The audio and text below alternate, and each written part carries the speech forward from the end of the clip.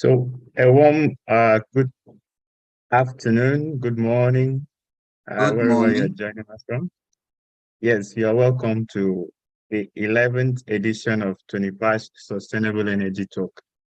Sustainable Energy Talk is a monthly advocacy and awareness program organized by 21st Energy as part of ways of uh,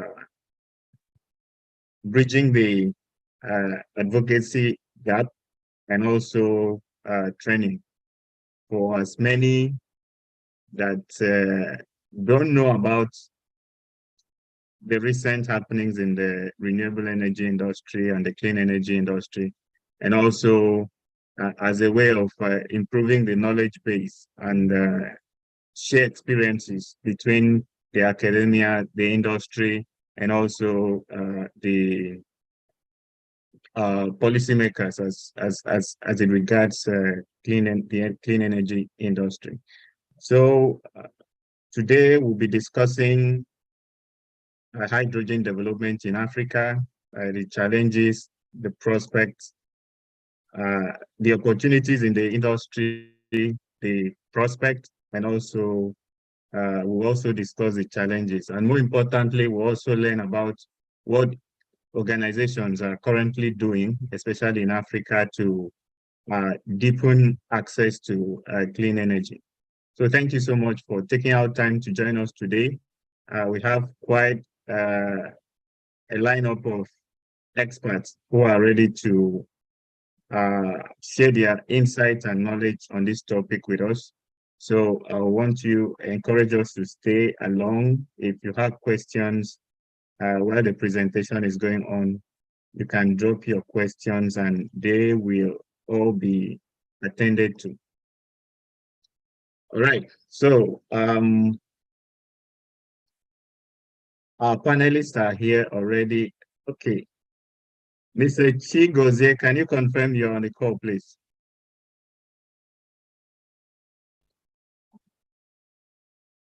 Okay. All right, it's 12 o'clock, so we'll get started immediately. I'll start by sharing my slide. And also to inform us that this event is being streamed live on YouTube and is also being recorded for your information. I see a hand up. There's no name, the Galaxy J7. Yes, you can unmute and quickly speak, please.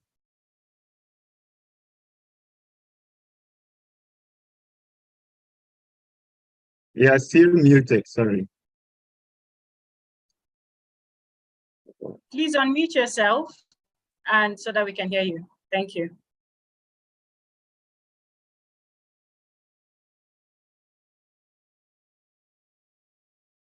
Sorry, we didn't get what you said. If you were speaking because we were muted. Okay, while we are still waiting for him to maybe, okay, can you go ahead, please? Good morning to all participants. I'm glad to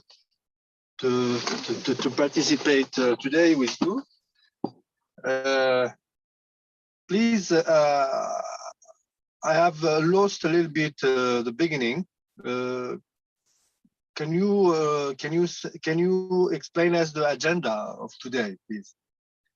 Okay. So what we'll be discussing today is hydrogen development in Africa, opportunities, challenges, and prospects. And right now, I'll be handing over the moderation to Chigozie Nweke, who is going to moderate today's session. He will take us through the agenda of today. As introduction, Chigozie Nweke Eze is an economist, a geographer, and the founder of the multi-unit energy firm, Integrated African Power, Africa Power. He works on governance, financing, and infrastructure of energy and hydrogen projects with focus on Africa.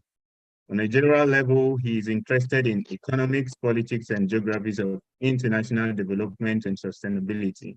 It periodically lends analytical insights on energy transition and hydrogen governance and financing to media outlets like TV Magazine, Wele, African Business, and The Times. So I'll hand over to Chigozie now to carry on with the moderation. Chigozie, can you confirm you can hear me, please? Oh, yes, I can, Anthony. Thank you so much, everyone, also for your participation today. Today we're going to have a very, can I say, an open discussion on hydrogen opportunities, challenges, and prospects. And we are going to have, it's more or less, like an open debate. And everyone is free to always come in, to be very active in this event. And yes, feel free to ask your questions, raise your hand when you want to speak.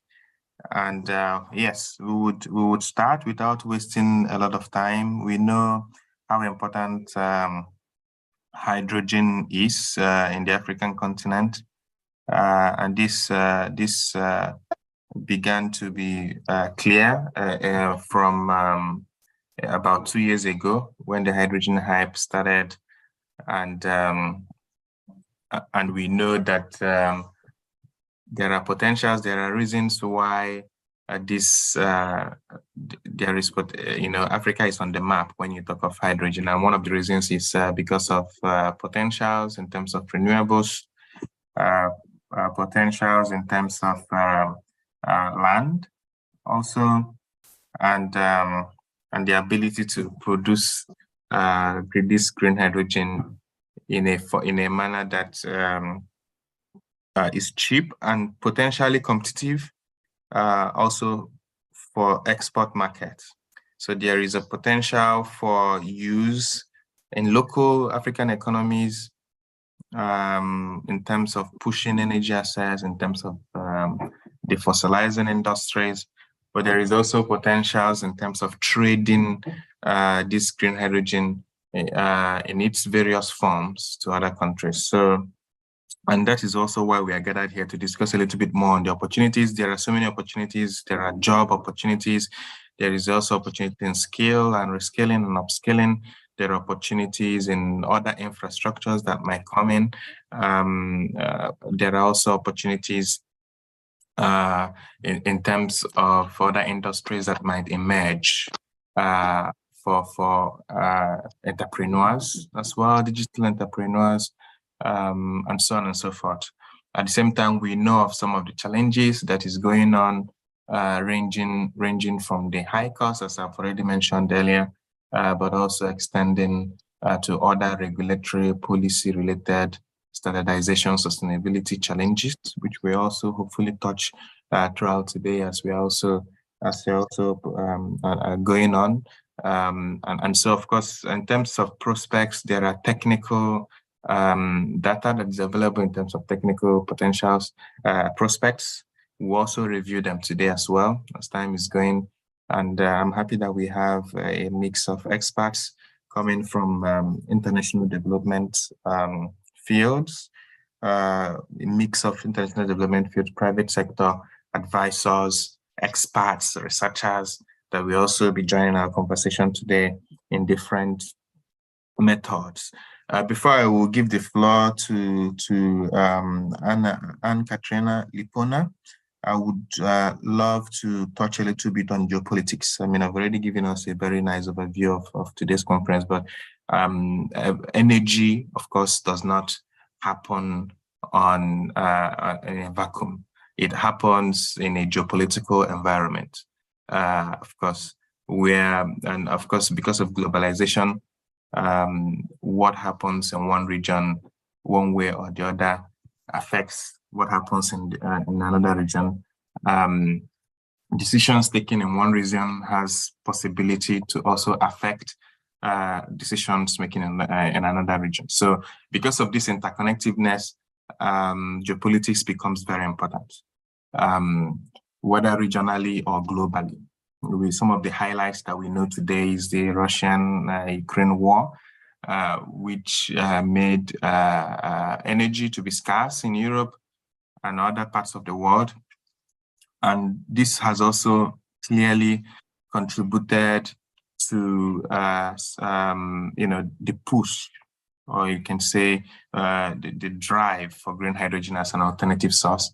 One major drive as well that has geopolitical implication for green hydrogen is the drive for climate agenda, the drive for defossilization and so on has also contributed, because hydrogen or green hydrogen is being seen as having the potential to decarbonize hard-to-abate sectors.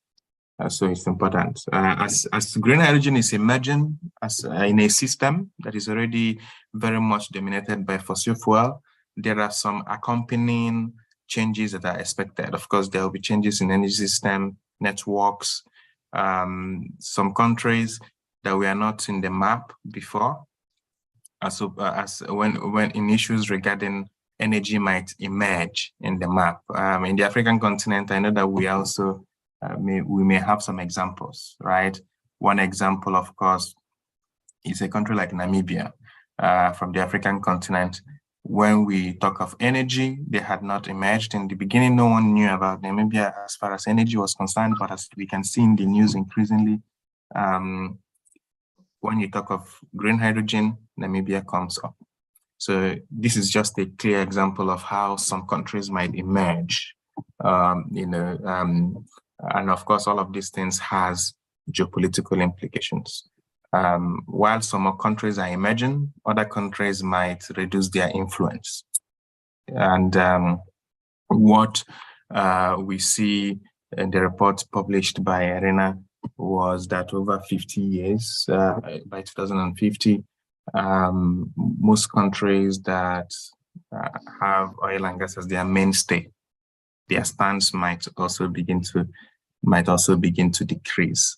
So I think that this is something that is important as well, so that as some countries are emerging as a result of green energy transition, including green hydrogen, other countries might become less relevant. And something also that becomes evident geopolitically speaking is hubs and networks that would also emerge. Of course, it's always good to cooperate in the building of energy systems where feasible. Where feasible here means where it is competitive, where it will reduce the cost of production, and so on and so forth. So these kind of creations would create certain systems, including nodes and networks, and these nodes will be located in certain regions. So you will hear countries coming up to say that their country is a hub for green hydrogen in a particular session. So this is all these things, as we are having the various discussions we will have today, which will be very, very interesting, touching on opportunities, sustainability, trade, development, markets, challenges. We would also hear bits on geopolitics, socioeconomics aspects, which is also equally very relevant in the group today. So I would read out some of the people that we also we have today in the lineup. They would intervene. So we're going to hear definitely. We're going to hear from, after I've intervened right now, as I've just finished, we're going to hear from Anne-Catherine Lipona. We are happy that she's also here with us. And after that, we will be hearing from Ofonama Ashibong, who is with GIZ H2OP. We're also happy to hear from him. He will be, Anne-Catherine will be talking on reaching net zero and creating an international market for green hydrogen. Ofonama will be talking on green hydrogen development in Nigeria, and we'll be using a GIZ approach. Then we'll have a pool, which would discuss, give us some insights. After that, we'll receive the intervention of Ibrahim Akolia, who will talk of green hydrogen value chain and techno-economics. I think it is also important. In talking of value chain, we need to really begin to appreciate the value chain, right, in order to see where we can potentially get involved. After that, we'll be hearing from Dr. Moritola Ibrahim, who will be talking on opportunities of green economy developments in Africa. You know, this would also be good for investors to listen in and hear, you know, where they see opportunities for cooperation. We'll also be having a second poll, which will be good to also integrate to get hear from the audience. And after that, we'll be receiving intervention of Anne Abi-Henden. We'll be talking of how hydrogen values contribute to sustainable trade and development. I think that is also very important, particularly because of how many countries in Africa would be, how many countries in Africa would also potentially think of exports for their green hydrogen in different forms. Yeah, after that, we'll leave the floor for question and answer, and then we will be able to close. But after each presentation, there might be room for 1 or 2 short reactions, short questions, but then the major questions would really then be towards the closing. Before we close, but we ask all of us to please try as much as we can to intervene in a timely manner. The presentation should roughly be should last for about 15 minutes each. So this is going to be quick. And within these 15 minutes, try as much as you can to also give time for 1 or 2 questions that might potentially come from the audience. So thank you so much. Without wasting much time, I will give the floor now to Anne-Catherine. Anne-Catherine, are you here? I am here. Can you hear me? Yes, please. Okay, thank you very much. I will share my screen. And I hope you can see my presentation. Yes. Yes, we can. And do you see it in presentation mode or in? Yes, yes, we can. In presentation mode, yeah. And now it's full screen. Not in full screen now.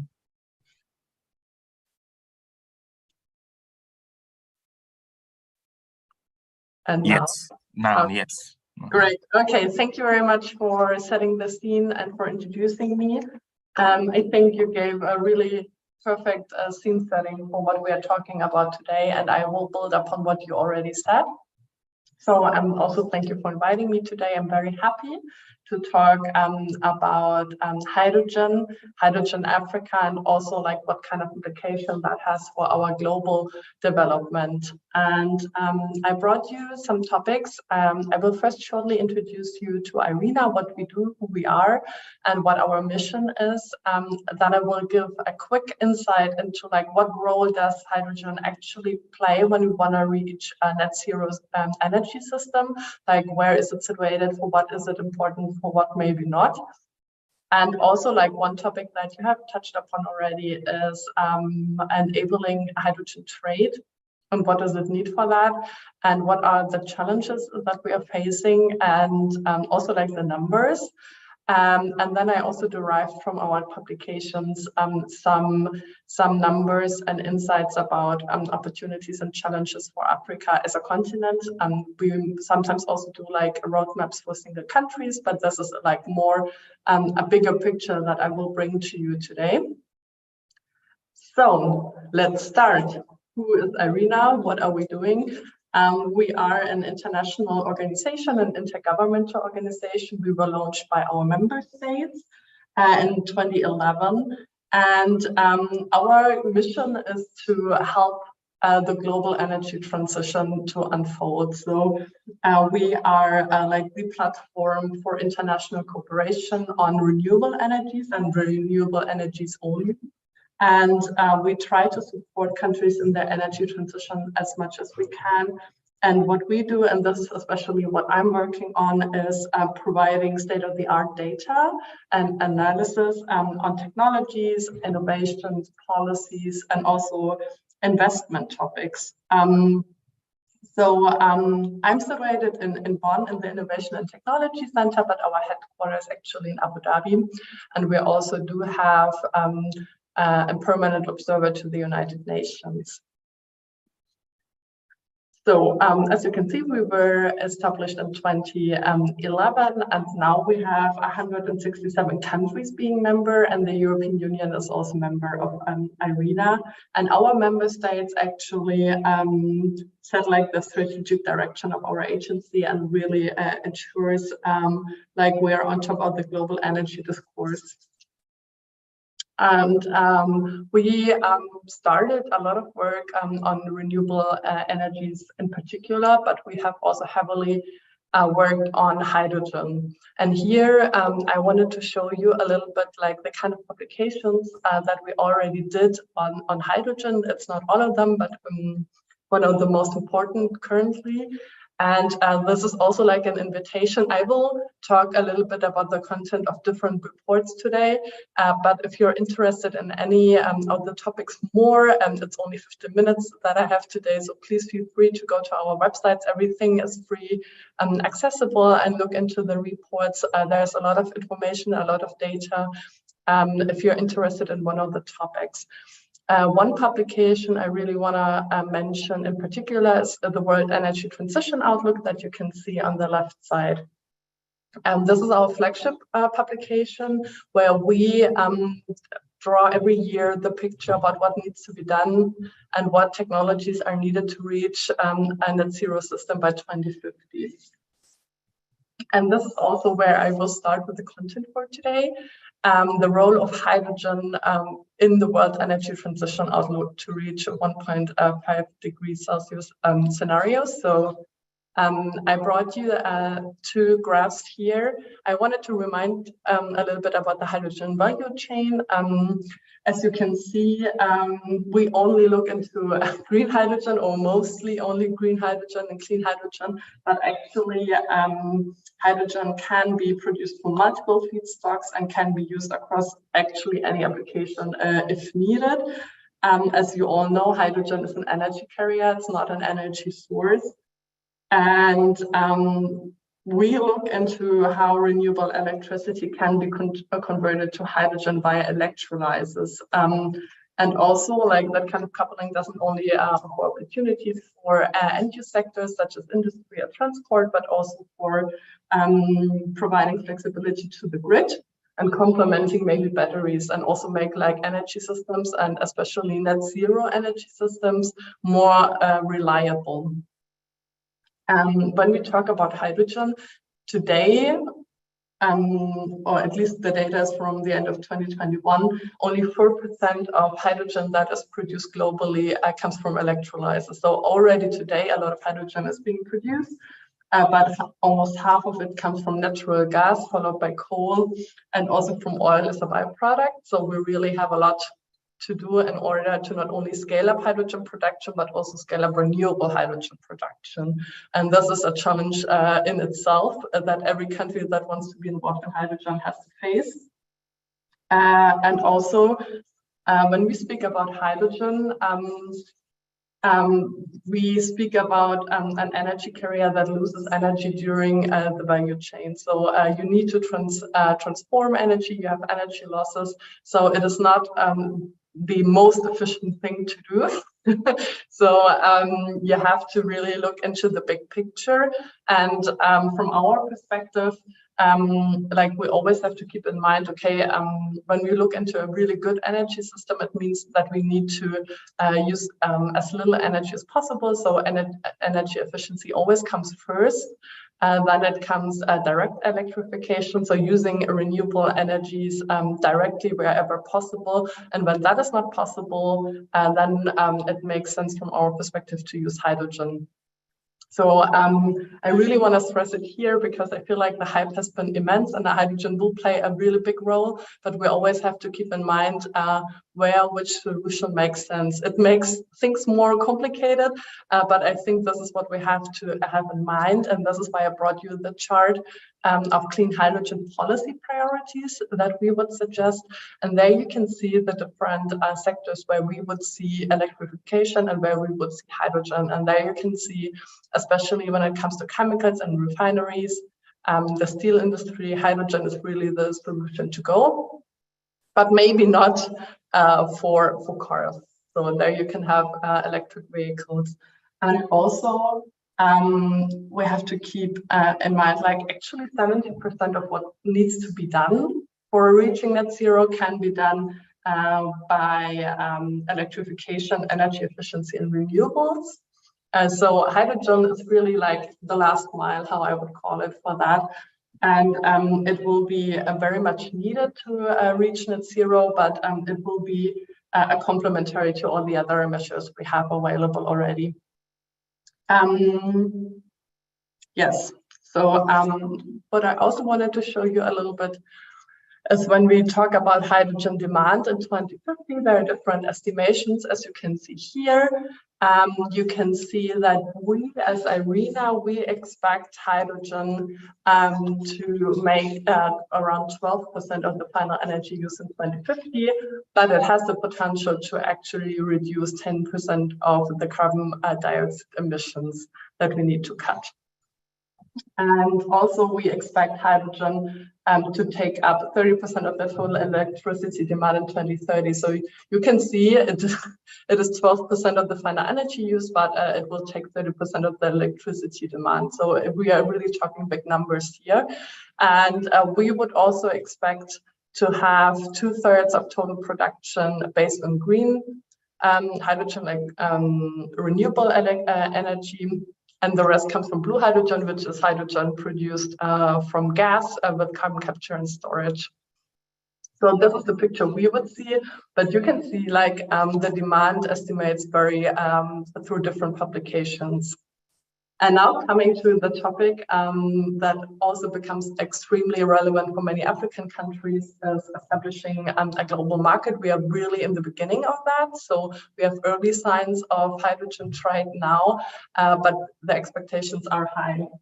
And yeah, that is especially relevant for an international organization like us, because this is actually where hydrogen or where energy gets traded in a different way than it used to be. And here you can see, and this is what I brought you, is the technical potential for producing hydrogen, competitive hydrogen in 2050. And what you can clearly see, Africa is really on the forefront when it comes to technical potential. And it's not only North Africa, not only like Morocco has been a player for a while in that regard. Egypt came up during COP with the new strategies, but it's actually Sub-Saharan Africa having a lot of technical potential. And I think many countries are technically eligible. So I feel like, as mentioned before, like some countries are already in the game, some emerge, maybe new players come, and that is really interesting and offers many opportunities, and will also lead to a lot of geopolitical shifts, as mentioned before as well, but it will also lead to new interdependencies and new regionalizations tendencies. So the way energy will be traded will be different than before. And it also changes maybe power dynamics, but that is really, really up to the developments we will see in the next years.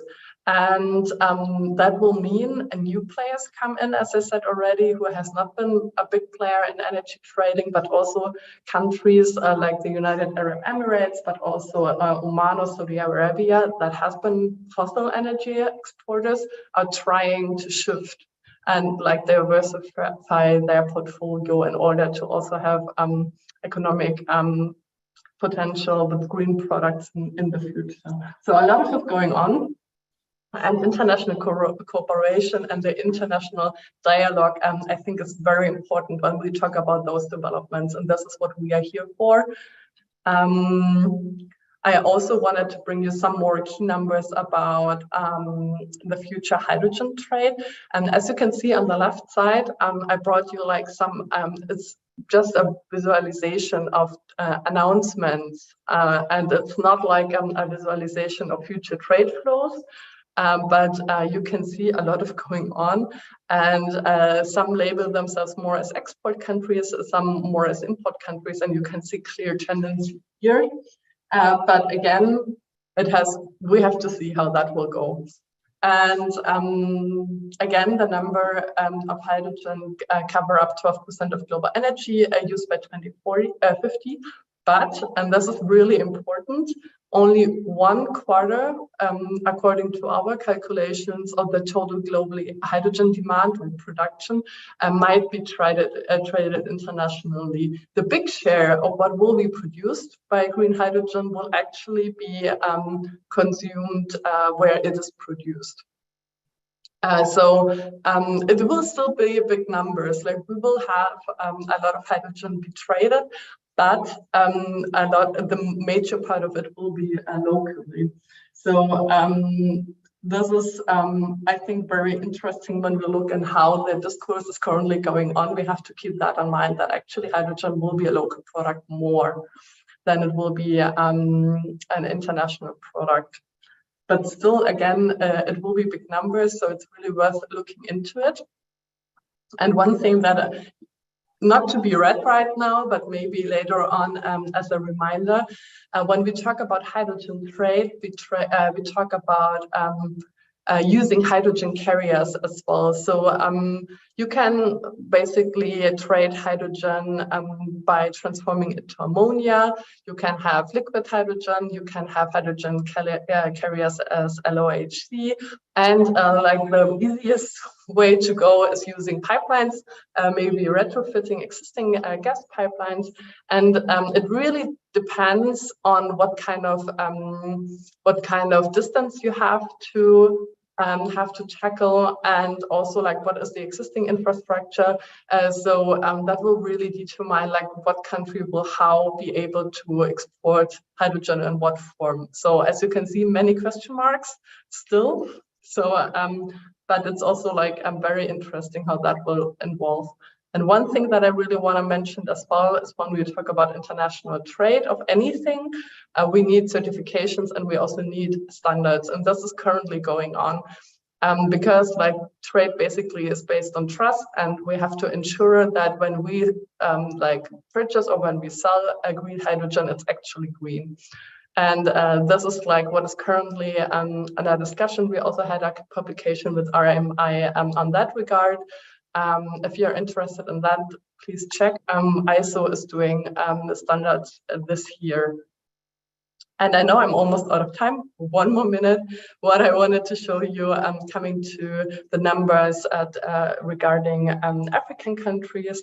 Here, I just wanted to show you the economic potential, like not the technical potential, but the actual economic potential, having like an optimistic scenario, but also a pessimistic scenario. Again, you can see Sub-Saharan Africa is really up front.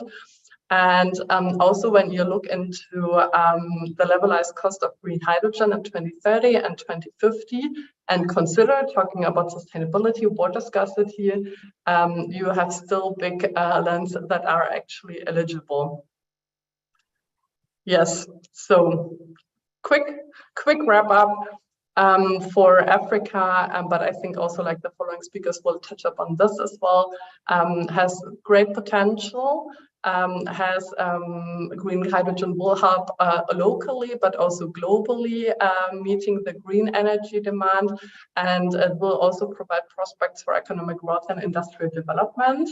But especially when you're not trading only hydrogen, but hydrogen commodities, such as green steel based on hydrogen, or ammonia or methanol. Like there are more economic potentials if you want to leverage that. If that is produced and you sell that afterwards. As said, water scarcity is a topic.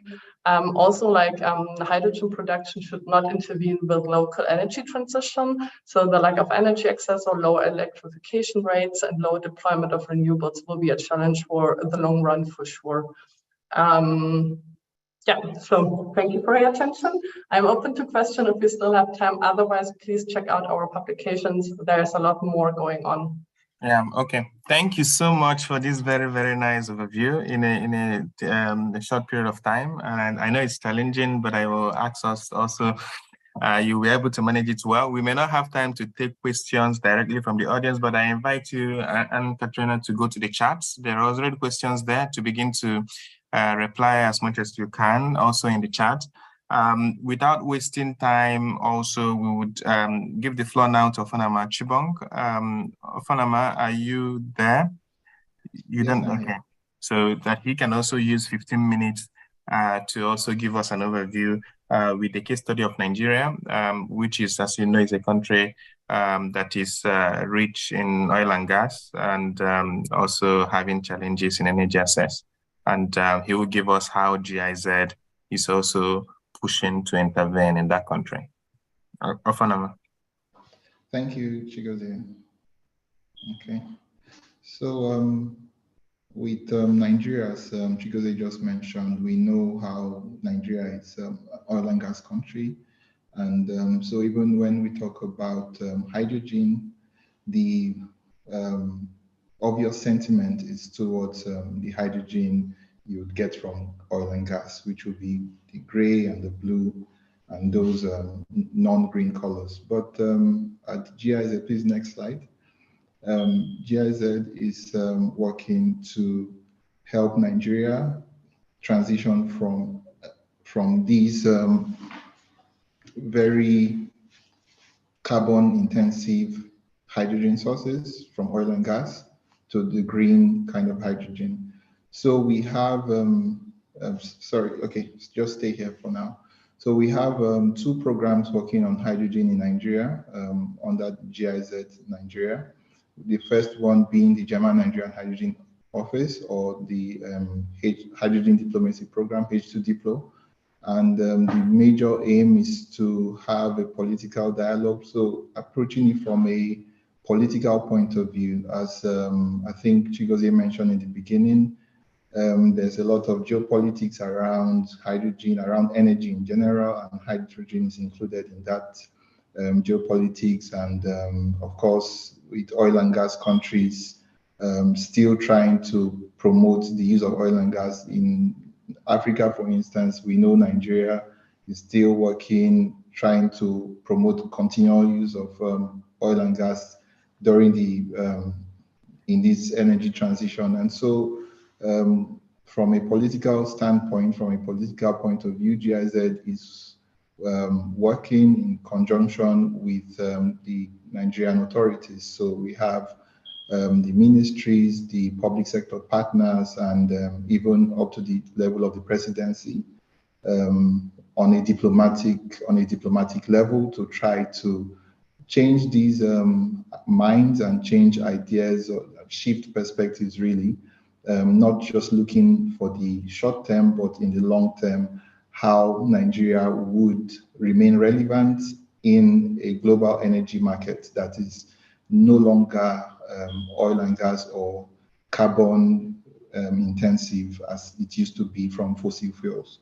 So that's what the hydrogen diplomacy does, and is commissioned and sponsored by the German Foreign Office, and also, as you know, implemented by GIZ. It's been in implementation for almost 2 years now,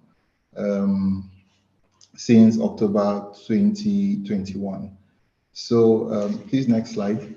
So under the framework of the Hydrogen Office, there have been quite a lot of activities, which you can see here.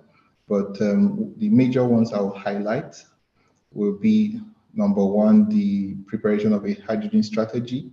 So while we talk about all these very, very interesting things about carrying out hydrogen projects and developing a market and doing business as regards hydrogen in Nigeria in particular, we know that the market, it doesn't exist currently.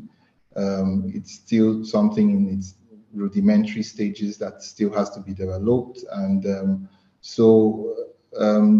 but One thing that would support it is the policy and the regulatory frameworks, which are lacking. Of course, hydrogen is not new in Nigeria, but green hydrogen in particular is new.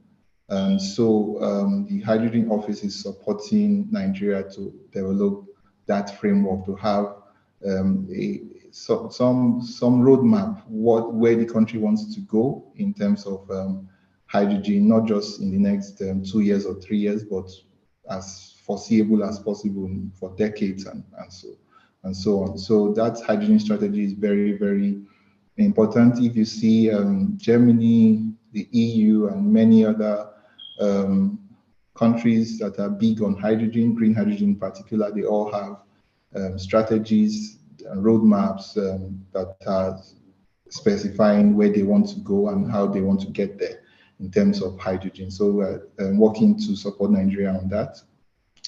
Also, to know where will be the best in terms of geography now and resources. So we know we need a lot of sunlight in case of using solar renewables. We also need a lot of water.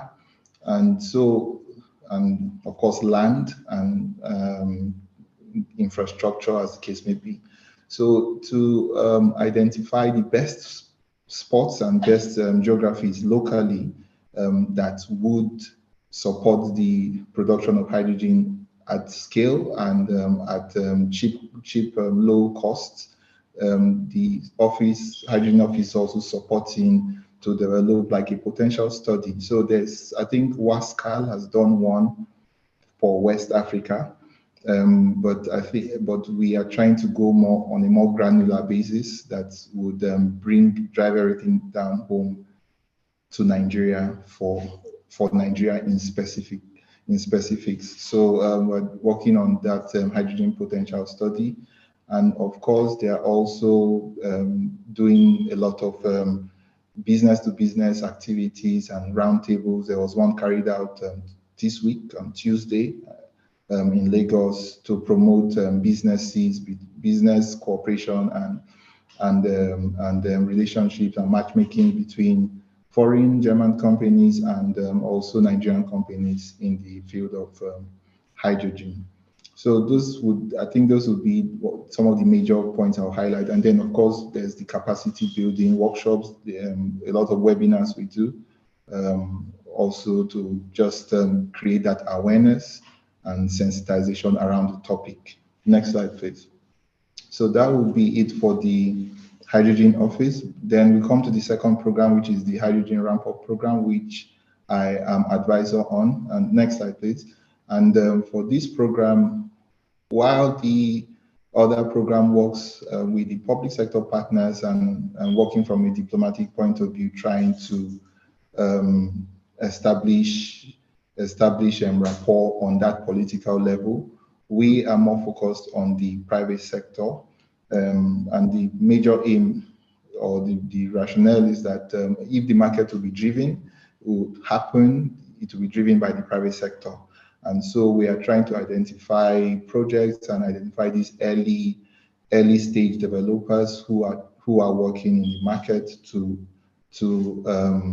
develop green hydrogen projects in Nigeria. So we are sponsored by the German Federal Ministry for Economic Affairs and Climate Action, and we're implemented, of course, by GIZ, and we work also in very close partnership with the delegation for German industries, German Chambers of Commerce and Industry. Guardian ने लिखा BBC offices in India raided by tax official amid Modi documentary fallout. Can you mute the person making this noise? Thank you. So like I mentioned, so we are working towards developing pilot projects. We know that right now there's nothing on ground in terms of green hydrogen projects in Nigeria. So we keep talking about it, and it's getting, it's all theoretical. And so in order to have a demonstration or a few demonstrations, things we could learn from, develop use as a springboard to develop business models, and the likes, and every other building block and elements that we need to set up or to get a market up and running in Nigeria. That's what we are working towards. So next slide, please. So for this program, we have 3 major activities. I think I've covered them, but I'll just highlight them as well. The networking and project scouting. So we promote a lot of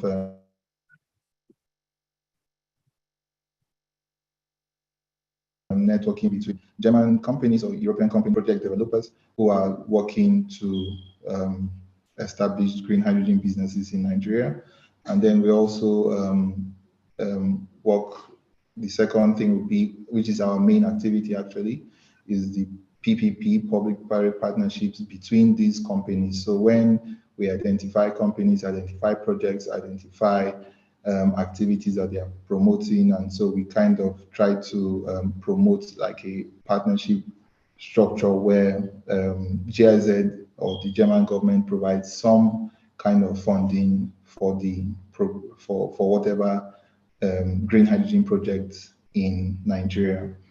And okay, and then the last thing will be capacity building and know-how, and this is where we do a lot of analysis, analytical work, also to support the market, and also capacity building. We had a finance workshop yesterday for some of the identified project developers and finance players in Nigeria. And also under this work stream, we have some studies. There's the possibility of using green hydrogen in decentralized energy systems. So we have a study coming up. It's already, it's about to start actually, that would do some market analysis and try to establish the possibilities and see the feasibility factors to make that happen. And then another study which we are working on is an off-taker study. So there's a lot of talk about exports, but we know that there has to be a good balance between exports, even if you're using hydrogen carriers like ammonia and others. There has to be like a good balance between exports and a local market. There has to be some local markets to absorb whatever we are producing. So there's this other study which we are also going to be doing. So another major thing we're doing for the year, and we are studying mapping out the use cases, the identifying where and in what applications these products will be used locally. And please, next slide. And so in a general overview, we work together while, like I said, these are all activities focused on developing the local market. We know that the private sector has a part to play, and the public sector also has their own respective parts to play. So while okay, time is up. Thank you.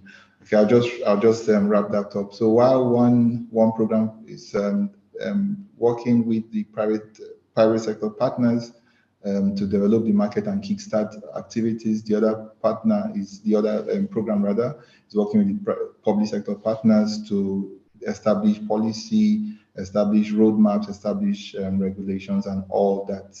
These things all fit into the building blocks to build the local hydrogen landscape in Nigeria. So thank you. Although my time was actually eaten into by the previous presenter, but thank you all the same. And I'll be happy to take any questions if you have any.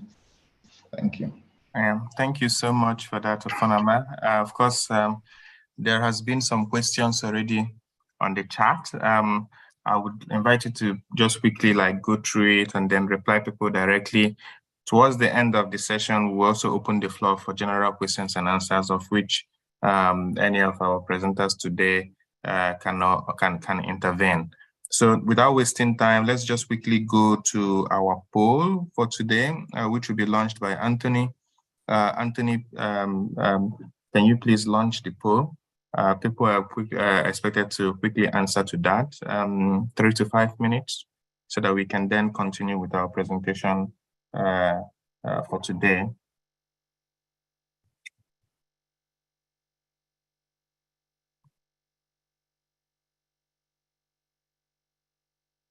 And the next presenter after the poll will be Ibrahim Takulia. Anthony? Yes, I think I'm having some network challenges. I don't know. So we can move to the next speaker while I'm trying to All right. fix this. Okay, so without wasting time, let's now have our next speaker, Ibrahim Takulia, to please talk to us on the next topic, hydrogen value chain and techno-economics. Thank you. Thank you for the opportunity to speak. I just want to confirm that everyone can hear me and see my slideshow in presentation mode. Yes. Okay. Not yet in presentation mode. Okay, great. Thank you. Yes, now in presentation mode. Yeah. Okay, excellent. Okay. Yeah, so thank you very much for the opportunity.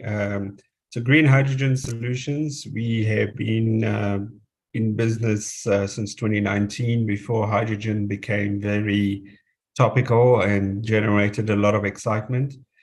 Just to say, I'm glad that the topic is opportunities and challenges, because hydrogen, yes, it represents a huge opportunity, but there are many challenges, and you find that the headlines tend to be way ahead of where we are technically in terms of technology readiness and integration and really scaling it up. But nevertheless, it's a great opportunity for decarbonization. The reason why people are so excited about hydrogen is that green hydrogen can be produced more distributed, meaning that you can have many more countries involved in green hydrogen where they could produce, as was said, most of their local energy demands. And then some of it will be exported where there's a huge availability of space and generally solar energy at a very cheap cost and other sources of renewable energy. And from those countries with space and endowments of renewable energy, you can then export to countries that are landlocked and have space constraints. And you're thinking of Japan, South Korea, many European countries that due to those constraints will need to import hydrogen. The other reason why everyone is excited about hydrogen is electric vehicles will play a significant role in transportation. That will be one element that will reduce decarbonization. There's going to be technology changes that will, look at taking away systems that are more polluting. And then you're also going to get energy efficiency. So you'll see buildings that become more efficient. And then one of the other opportunities is green hydrogen. And the reason why it differentiates itself from the other solutions is that green hydrogen is an energy carrier and can replace some of the elements of the value chain of oil and gas. There are certain things that we get from the oil and gas economy that are very difficult to replicate. And from there, with the hydrogen molecule, we can do some replication of some of those chemicals and fuel, sorry. And also we can create employment and prosperity for all. So moving on to the next slide. So what we really focus on is the 5 elements to make hydrogen work. The first is sourcing and optimizing electricity supply. So electricity is your biggest cost, and we'll show a graphic that gives you an idea of the cost of electricity. And then the other element is water. So you need between 9-12 liters of fresh water and about between 15 and 25 liters of seawater per kilogram of hydrogen. Now, water is very emotive, whether you're using desalinated water or fresh water, because you find that it's a key input for human living. So that is one of the key elements that we also look at. And just to give you an idea, it takes about 80 liters of water to produce a liter of beer. So on an industrial scale, hydrogen is not too bad in terms of comparing itself to other industrial uses for water. The other element that you need is to find and source the best equipment. And it can be, if you're new to hydrogen, it can be quite confusing. There are lots of technologies. Integration is important. The technology use and how, depending on the size of the project and what the end use is. And then you also need to connect to your end use customer, which is also quite important. And it's great that you can create hydrogen as you need it on demand. But as soon as you have a hydrogen molecule created and it's harvested from the electrolyzer, it incurs a cost. Storing it, whether it's compressed, compression is expensive. Hydrogen storage, because it's a very light molecule, it can escape through most materials. So you find that the systems in use today are plastic with carbon fiber. They're quite expensive to store hydrogen. And then, getting it to your market, you've got to convert it to ammonia or LOHC or liquefy it, which is also very costly. So all of these things need to integrate. And if you look at the system and getting it to all of these things need to work together harmoniously. So when we look at projects, we have some of our own pilot projects, and we also partner on projects. We assess the full chain and look at how you can reduce project costs and improve project economics. So I hope this gives people an idea that when you talk of hydrogen, you're talking about electricity and water being split, being separated in an electrolyzer. Most of the oxygen, just so people know, oxygen is produced 8 times more oxygen is produced than hydrogen, and most of it is vented. And it's for mainly production reasons that you would vent most of the oxygen. And also in some cases, it might be easier and cheaper if you need oxygen to build a oxygen concentrator. So you can tap off the oxygen in some quantity and production reasons. So talking about the techno-economics, so if we look at a project of 25 years of cash flows, that would be 3 to 5 years of feasibility and construction costs, and about 20 years of operations. You find that your electricity costs, when the US dollar electricity cost is more than 6 cents a kilowatt hour, it means that your total cost over the lifetime, 70% goes to electricity, 20% to capital, 5% to finance costs, and 5% to operations and maintenance. So green hydrogen is essentially using green electricity. And that's where we are today. We're roughly in the 4 to 6 cents range on most renewable projects. There are renewable projects that are in the 1 to 3 cents range in the Middle East that have been touted, but I don't know if they're actually operating at that cost and would be able to sell that to a green hydrogen production plant. But when we get to lower electricity production costs, that's when hydrogen will become very competitive. Now, the scenario to think of as well, is that as you get more and more renewable energy, and intermittency is an issue, but it's also an opportunity. So what will happen is, as you have huge surpluses you have to oversize solar, for example, if you want to guarantee a minimum amount of power, and you will assume a capacity factor for wind based on the region it's in. But what that means is that there will be points in time when the wind will be blowing and you won't need the electricity for its primary use.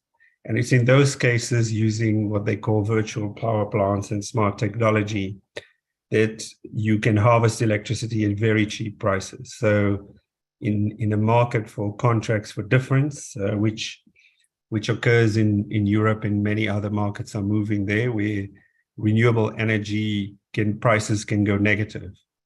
And in that scenario, if you offer an IPP, 1 cent a kilowatt hour for renewable energy, it might make sense rather than them actually having to pay back because of contracts for difference. So green hydrogen needs a lot of electricity, but there is an opportunity in an evolving energy system to find that electricity and use that. So we focus on collecting data from pilot projects. We are involved in many of our own pilot projects, and we also look to partner with others on their projects. An important factor to consider is also carbon taxes and how you could integrate that. So for a country, for example, like Nigeria, which is heavily in oil and gas, there might become an opportunity where as you transition, you can generate additional revenue for a project to subsidize a project to some extent while the transition unfolds.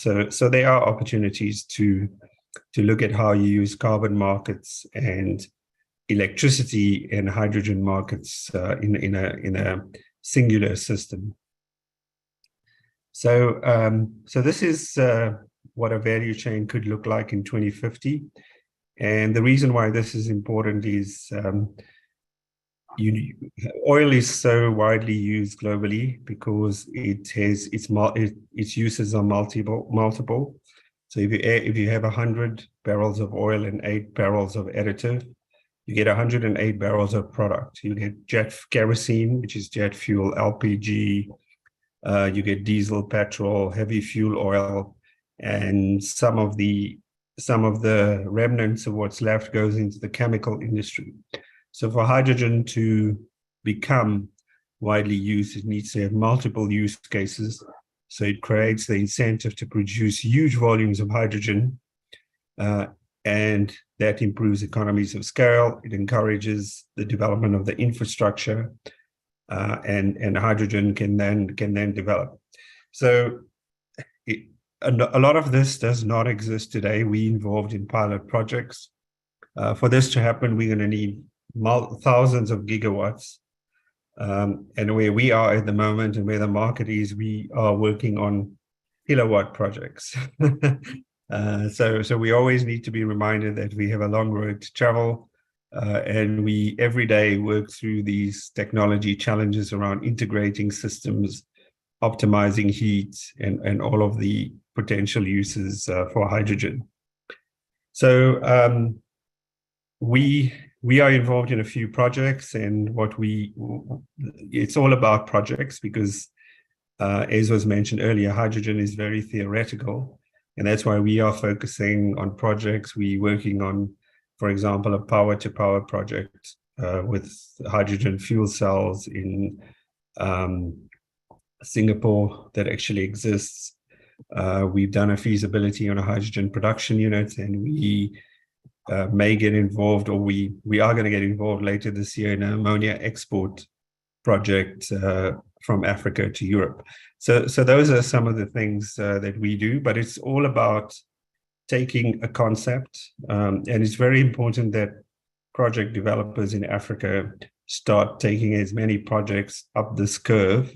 Not all of them will pass through to maturity, but essentially that's how hydrogen production will start. You need to have projects that you take from a concept to a feasibility to engineering design and get them into operations. And at the moment, there are virtually no significant projects globally. The largest operating green hydrogen project from an electrolyzer is 20 megawatts in Canada. There are a few projects in the pipeline. The big game changer will be the NEOM project, which is a 1 gigawatt alkaline electrolyzer.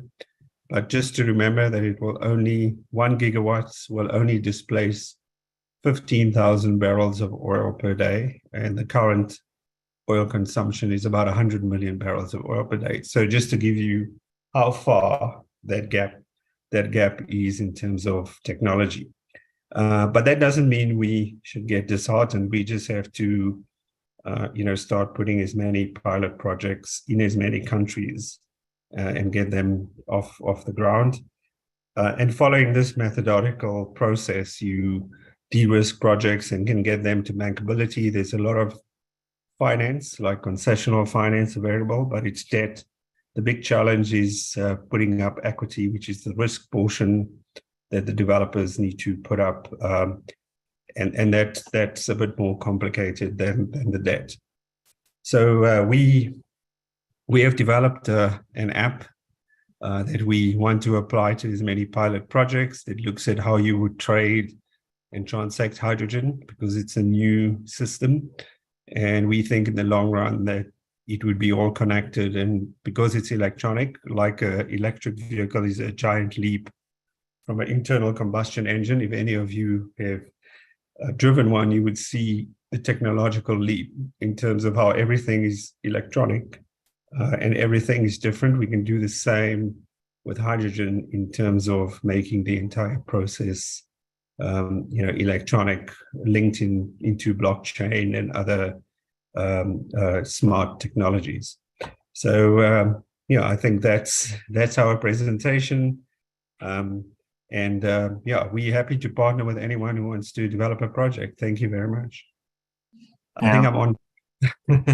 Yes, you really nailed it on the head.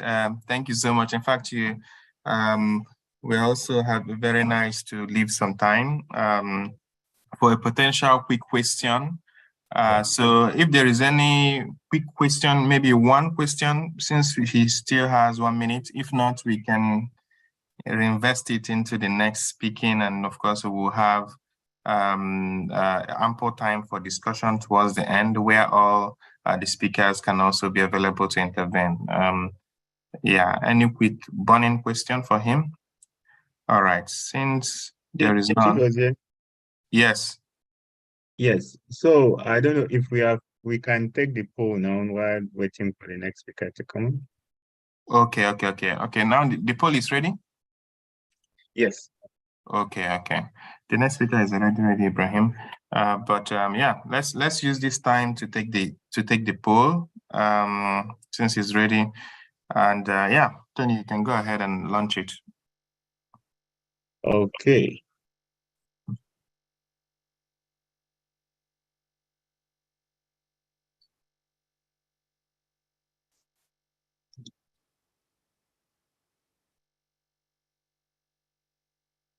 Okay, please look at your screen. You see poll icon. So just click on it, the poll will pop up, and then you can respond to it. Yeah, I think the poll is already on our screen. It has a couple of questions. So let's quickly respond to these questions in about 3 minutes or so before we go to the next speaker. We just want to, as you can see in the questions, we want to know where you're joining from, just to know the geography of our participants today. We also want to know your gender, to know how well we are doing in all the gender discussion. Also in hydrogen, as you know, so that and then whether you have attended TSE before, age range of our participants, and whether you're currently employed and where. Okay, so I would give us 1 more minute, 1 to 2 more minutes to quickly finish before we would welcome our next speaker.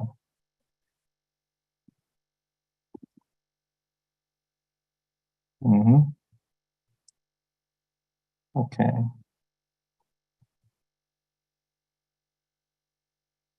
Yeah, 50 more seconds.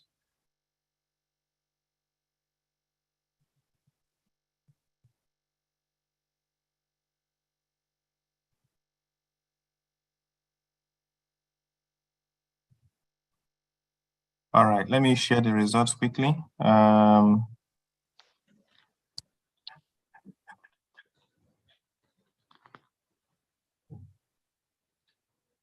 Yeah. Okay. So also, when we'll be sending out the event report, the result of the poll too will be included. Okay. I think since this will be included, I mean, if you scroll down quickly, you can also see the trend already that that many people are also from Africa and Europe, but Africa is more. We have more of male, but we are doing well in gender.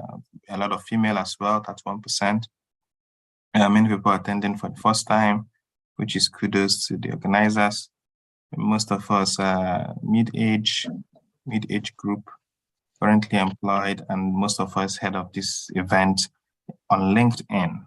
So thank you so much for your participation. And now we would go to the next speaker, who is Dr. Ibrahim Kolawole Moritola, who will be talking, going a little bit more to dig into opportunities for green hydrogen development in Africa.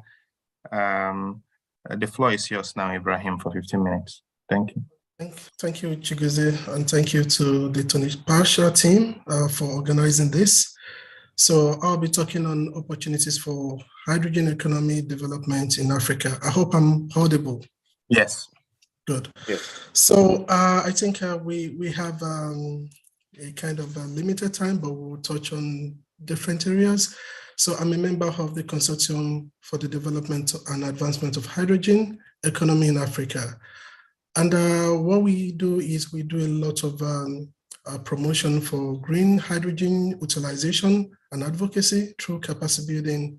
We do a lot of research and development, and also visibility studies, as well as commercialization of hydrogen value chain in any aspect. And we've been doing a lot, and I think this is also an important platform that you can also be part of. So I enjoy you to also follow us and join us, and kindly visit our website to see more of what we do. So going further, I would like to touch some of these points, and maybe some have been already covered by other speakers, but at least we'll be able to touch on some of the main ones that might also help us to understand how it's important as far as the hydrogen economy is concerned.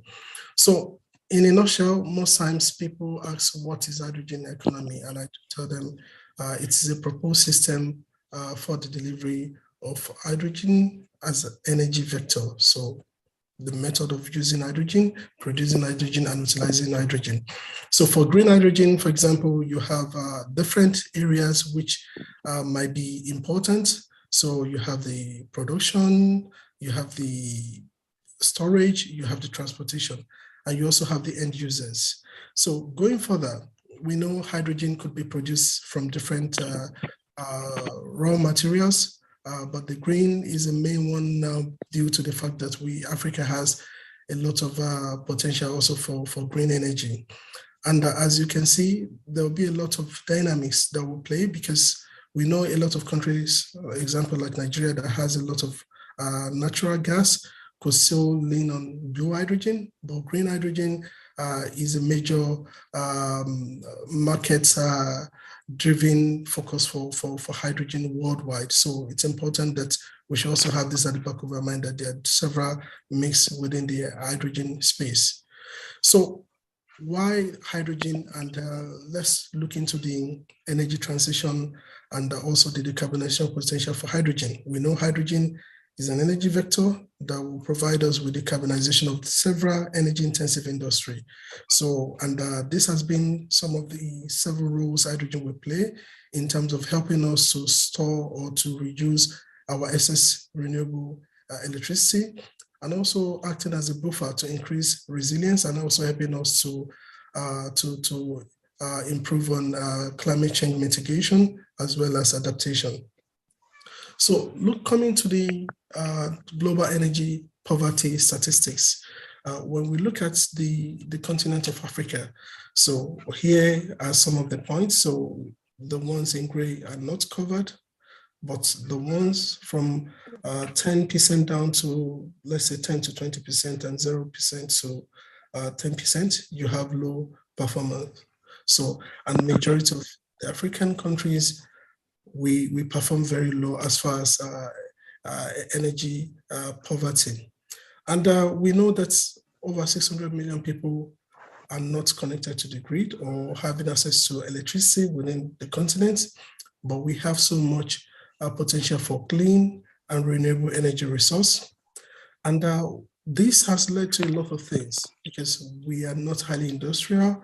Our production index is very low globally. Our production output is low. And this has led to unemployment rates to continue to increase. And our economy is dependent on fossil fuel. So the utilization of renewable energy has not been the major issue for us, but gradually things are changing. So when we look at the opportunities in the sustainable energy sector or renewable energy sector, when you look at the northern part of Africa, so the western part, the central part, the eastern part and southern part of Africa, you know that we have so much the resource available that is yet to be tapped, that is yet to be utilized. So this provides us with the estimated theoretical onshore renewable energy potential of Africa. So there's so much, and that means we have a huge potential for green hydrogen production.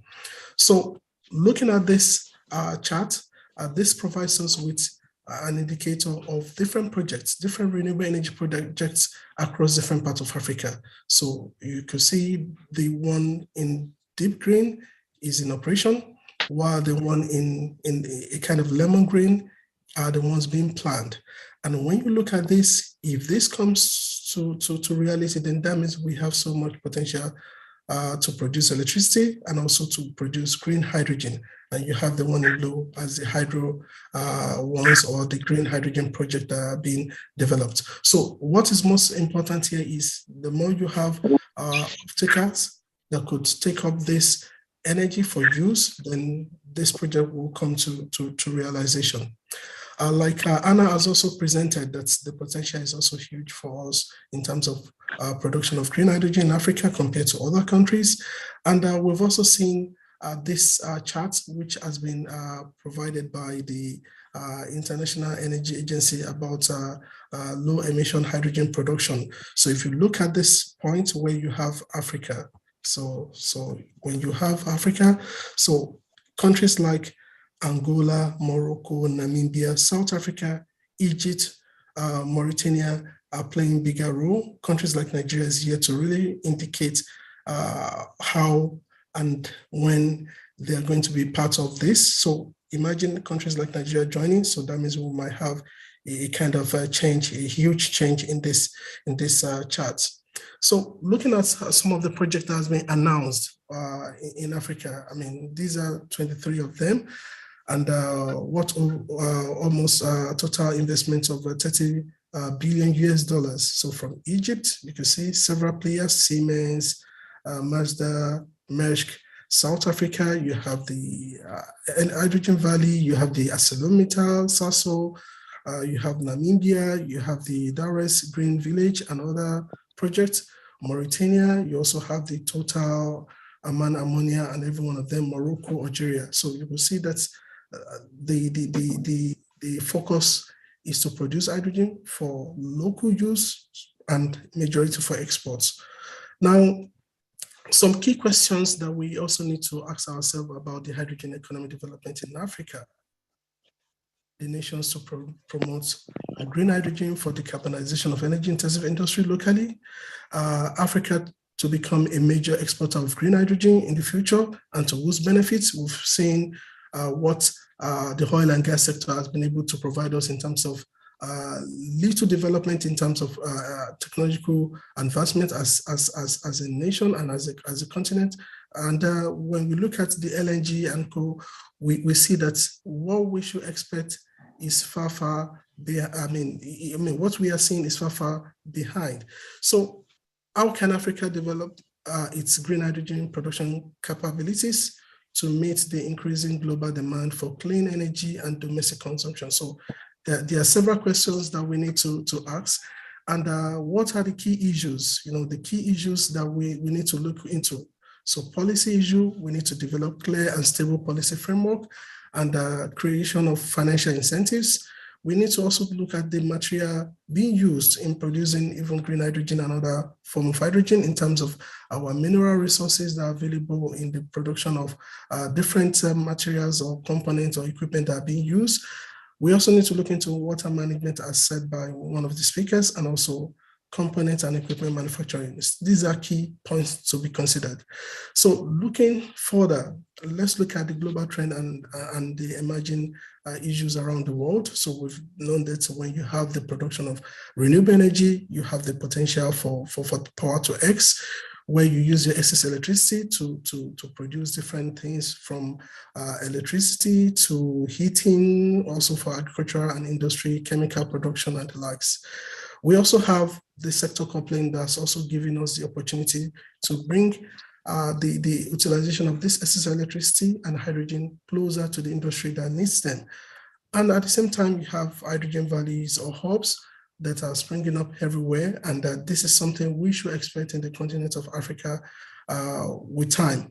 So there are different projects and different type of designs that might be looked into in terms of grid connected export projects. So this might be some of the things that African continent needs to look into, or possibly export islands, which will be discussed more later, and which are also having their own kind of stakeholder analysis to ensure that it brings proper dividends to the community.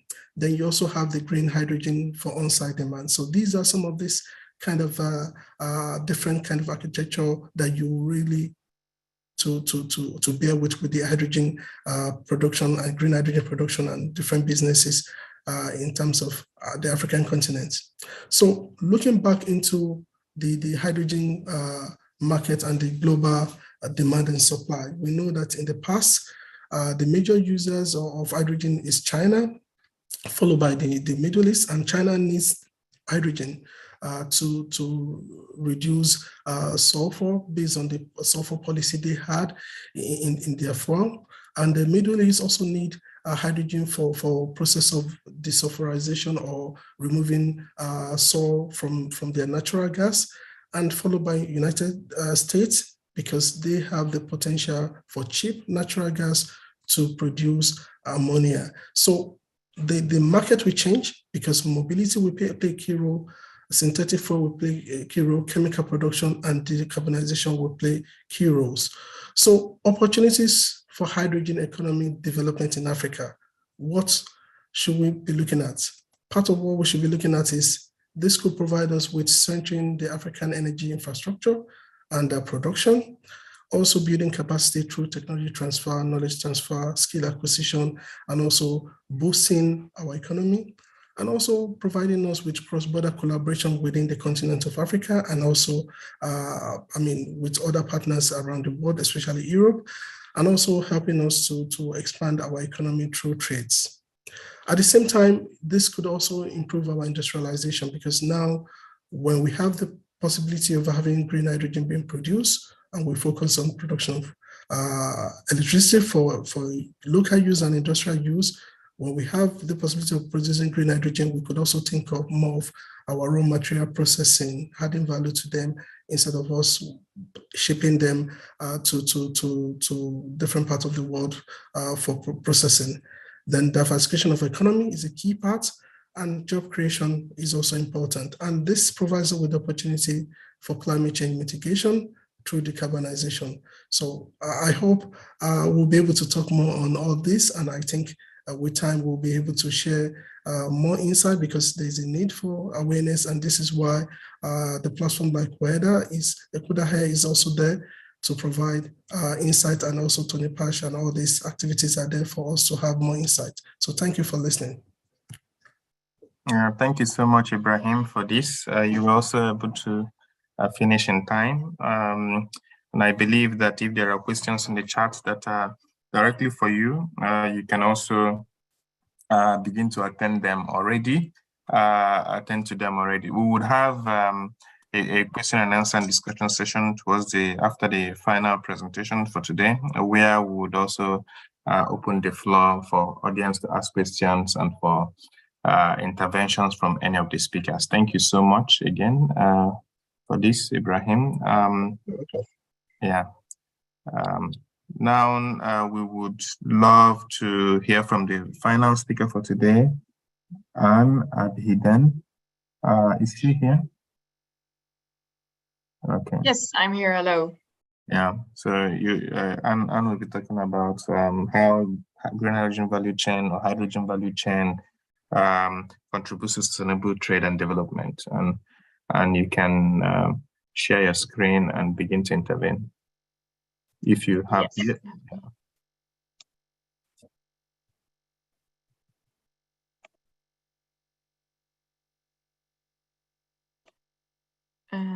Am I already sharing? Not yet.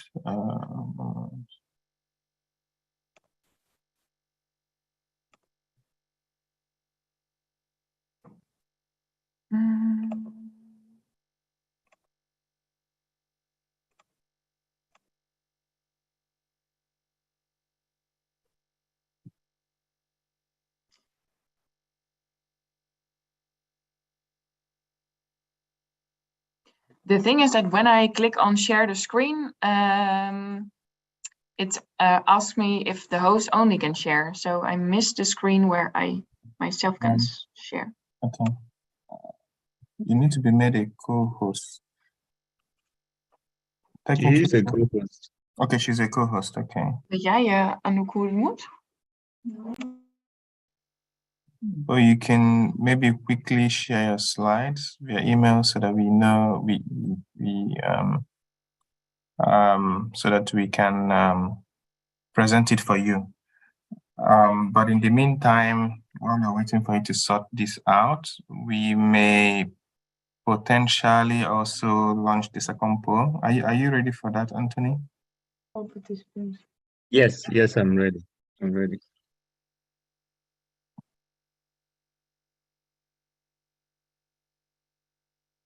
I think the first poll is still being, okay, second poll is now here. So while we are also with, I think that it makes sense for us to, okay, we can see your screen now, Anne, but we'll just quickly finish on this poll. Sure, go ahead. Yeah.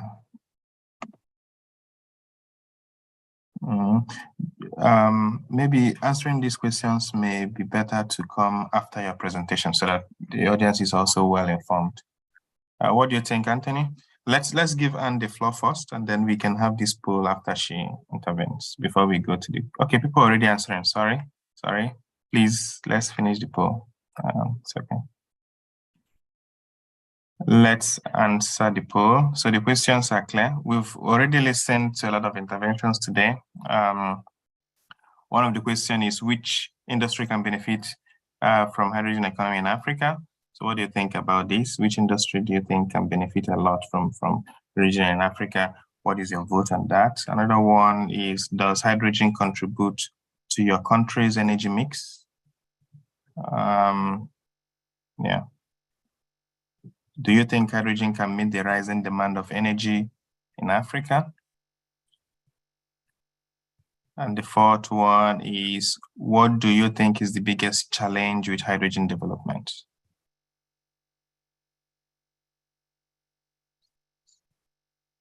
Yeah. We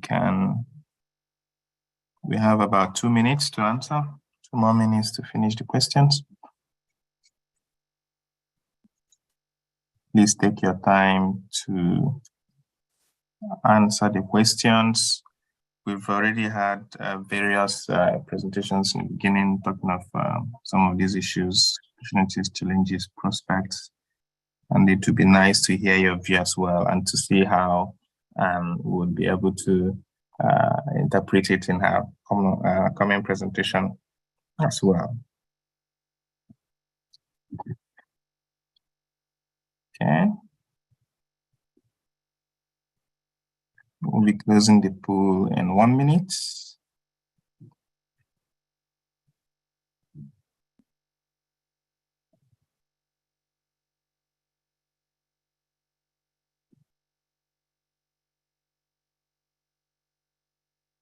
Okay. All right. And I think as we can already see on our screen as well, and how the questions are developing, many people believe that hydrogen economy should help the power sector. And of course, this is not surprising, as you know that there is a lot of energy access issues in African countries. But many people are also optimistic about the transportation sector. Excuse me, you can't see the result. You can see the result? No. But can you see the screen on, can you see the answered questions? Can you see the questions? No, I just can't see the presentation of Anna. Okay, immediately after the poll, her presentation will come on, so you see clearly. Okay, thank you. Okay, so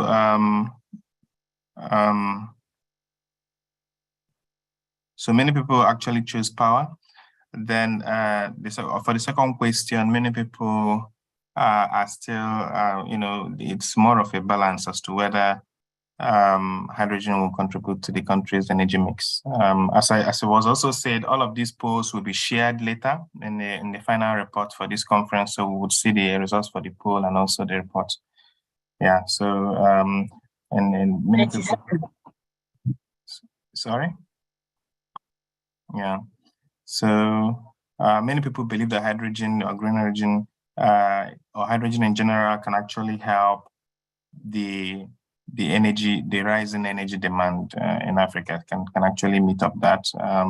Many people believe that the biggest challenge in hydrogen development in Africa is relating to technical know-how. That is to say, also awareness on how hydrogen really works, and then on also costs relating directly to financing.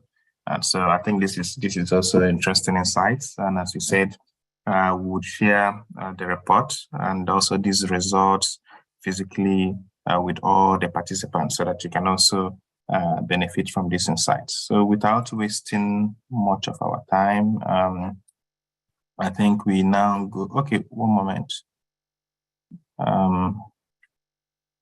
These were the results I just read out anyway, so. Okay. So we will now go to the next session, which will give Anne the floor to talk about on hydrogen value chain and how it contributes to trade and development. And you have the floor. Thank you so much, Shigosi. Yes, let's start. So first, a small introduction about myself and the company I work for. Wait. Yes. So we are Impact Hydrogen, and we have our mission is to make hydrogen not only green, but also fair, so that it's a just transition towards a green hydrogen economy. And we do that by ensuring that the Sustainable Development Goals are also integrated in the setup of hydrogen valleys. We have 3 kind of services. So what we do is we are a project orchestrated organization to build hydrogen valleys. So we set up hydrogen valleys with all kind of partners in our network. We also give sustainable hydrogen advice, as governments and private companies are asking us to help them in the transition towards green hydrogen. And we also offer green hydrogen solutions to accelerate the transition. And that's, for example, we also have a hydrogen e-learning platform to make sure that the society is also well prepared when switching to a green hydrogen economy. We also have a high cooker for clean cooking facilities, and we have are opening local offices in order to make sure that the regions where we are building hydrogen valleys also benefit from the jobs, etc. I often get the question, how will the energy transition look? And what about the fossil fuels? And we cannot transfer in one day from the one to the other. And that's correct. But if we want to achieve a green hydrogen economy in the future, we already have to start building it now. So this graph shows that, of course, you have a period where you still have fossil fuels, but also you need to start already with the switching to the green hydrogen. So this is a small and quick slide on green hydrogen. I always get the question, but how is hydrogen produced? So it's easy. You have water, ultra pure water, and you are going to split it with green electricity produced by solar, hydrogen, hydropower, or wind turbines. Then you have green electricity, and you split the water into oxygen and hydrogen. So my company is based in the Northern Netherlands, and we in the Northern Netherlands are building the first hydrogen valley in Europe. This is also made possible by funding of the EU themselves. And there was a reason why we built it in the Northern Netherlands, and it was because of we had a big natural gas field under the province here in the blue-green area. But because of that we were using this natural green gas field, there were a lot of earthquakes. And these earthquakes caused a lot of anxiety and problems at the people who lived there. So the government, the local government, but also the private companies, they said, okay, we want to tackle this problem. We want to switch to another system where we are not depending on natural gas, but where we have an alternative. We also want to have a green alternative. So that's where green hydrogen came along. And they did the big investigation on if the natural gas pipelines could be used, for example, and these results were positive. So at the moment, we are building a hydrogen valley here, but we also want to bring the concept further to the rest of the world. So let me explain a little bit more about a hydrogen valley, what it is exactly. So a hydrogen valley is about the whole hydrogen value chain. It's based in one geographical area. And you have the green electricity generation. So in our case, it's on sea, the wind farms on sea, but also the solar panels on land. And together they generate a lot of green electricity, which we then put in the electrolyzer, of course, our hydrogen plant. Afterwards, we're going to store it, and there we can use our salt caverns that we were using before for the storage of natural gas. Of course, we are using parts of the pipelines, but we are also looking into transport via trucks. And then, of course, you have, besides the storage and the transport, we also have the consumption. So here we have a big industry, a harbor where we are using green hydrogen, but we also use it in houses where the electricity was not an option. We are also using it for heavy trucks and mobility purposes. And this altogether forms our hydrogen valley in the Northern Netherlands. And as I was mentioning before, this concept brings a lot of local growth, prosperity to our region, where we first were dependent on natural gas. We are switching to not be dependent anymore. And it brings also a lot of jobs, we see, also education, and a lot of benefits for the people. So there are 3 types of hydrogen valleys, and all of them have their own benefits. So you can set up, for example, a decentralized production plant for small and local use. You can make it a bit bigger, then it's archetype 2, where you can also incorporate a bit of industry. And of course, if you want to produce big amounts of green hydrogen, you can also use it for an international focus and for exportation. I always put a remark there because I also think that if we are going to build hydrogen valleys in certain regions, we also need to see if we can make the industry in such a way that European countries, for example, can also import products that are made locally with green hydrogen. For example, the steel industry is a good example. So of course we can import green hydrogen to make our own industry in steel green.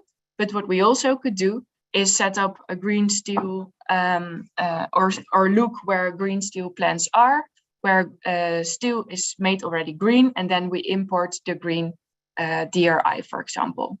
That's also important to look to. What are the key elements for success in this energy transition? So it's a combination of technical innovation, enabling environment, and sustainable development. If we combine these three elements, then we can accelerate the energy transition. So technical innovation, of course, means using the newest products, using the newest processes in order to accelerate the transformation. But you also need an enabling environment. And by that, I mean having the right policies in place, training people with the right skills, reskill people. There are a lot of new jobs in the hydrogen economy. So they also need to be trained and educated. It's also about taking civil society along, make them part of this transition. Everybody has a role to play here. It's about a financial framework. There's a big investments that we need in order to make it the green hydrogen drop the price, I mean. And then, of course, sustainable development is also very important, as Nigeria, for example, faces blackouts and sometimes an instability of the electricity network. So if we have these three elements in place, then you generate efficiency, you do risk mitigation, and you also generate continuity for a region in terms of trade or in terms of using hydrogen. And if you have a hydrogen valley, you also have an ecosystem in it. And that's important also to see. It's not only the value chain, but it's really depending on the ecosystem around this value chain. So, for example, I put just a few examples here in the slides. So if you have the hydrogen value chain in place, local SMEs can benefit from it. They have to adapt their business models, but also new business models are created. Local SMEs, for example, the picture is from a sugar plant in Tanzania, where they are, for example, are running the heavy trucks on green hydrogen. It also asks involvement of the national government. They need to have ambitious. Also the local government, where the hydrogen valley in the region is based. It's important that they also accelerate this energy transition.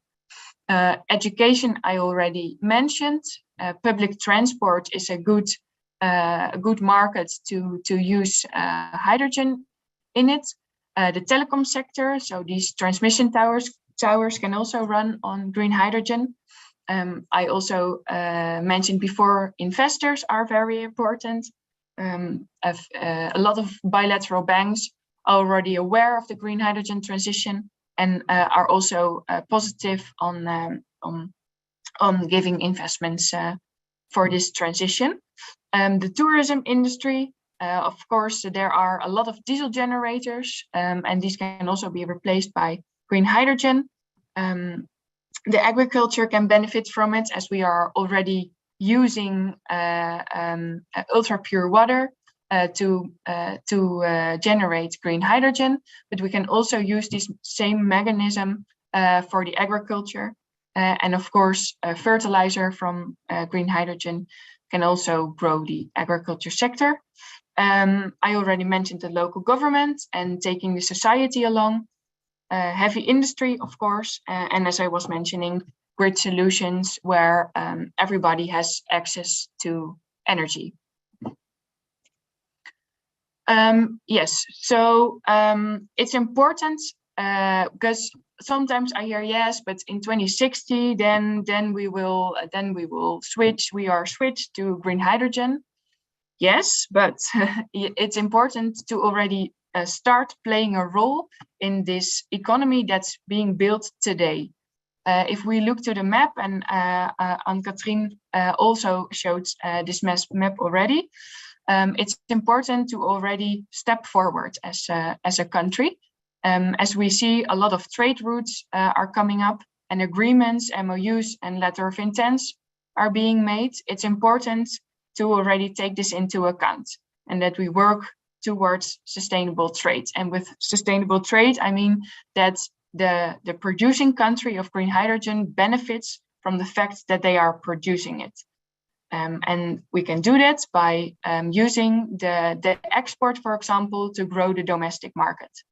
And it's important to already start switching, because a few days ago, the EU launched the Green Hydrogen Delegated Act, where they say, with green hydrogen, we say these are our requirements. So we are really going towards a green economy, where green hydrogen is a big part of it. Yes, so I would also like to say that Nigeria is a beautiful country, and I think Nigeria has it all.